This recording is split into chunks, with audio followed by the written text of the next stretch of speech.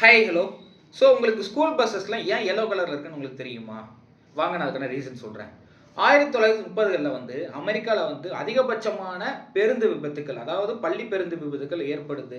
So வந்து ஒரு பயங்கரமான ரிசர்ச் போகுது. எதனாலடா இப்படி பயங்கரமாக இதாகுது, ப்ராப்ளம் வருது, எதனாலடா இப்படி ஆக்சிடென்ட் ஆகுதுன்னு பார்க்கும்போது தான் தெரியுது, கலர் வந்து காரணமாக இருக்குன்னு சொல்கிறாங்க. சொன்னால் நம்புவீங்களா? கலர் தான் காரணம் அப்படின்னு சொல்கிறாங்க.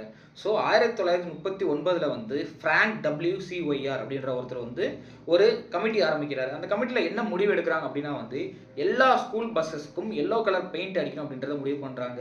அது ஏங்க எல்லோ கலர் அப்படின்னு நீங்கள் கேட்கலாம். ஏன்னா எல்லோ கலருக்கு வந்து வேவ் லென்த் ரொம்ப ஜாஸ்தி. ரெட் கலரு, கிரீன் கலர் வச்சு ப்ளூ கலர் எல்லா கலர்ஸையும் கம்பேர் பண்ணும்போது எல்லோ கலருக்கு ரொம்ப வேவ் லென்த் ஜாஸ்தி. உங்களுக்கே தெரியும் ஸ்கூல் பஸ்ஸஸ் மேக்ஸிமம் எப்போ போகும்?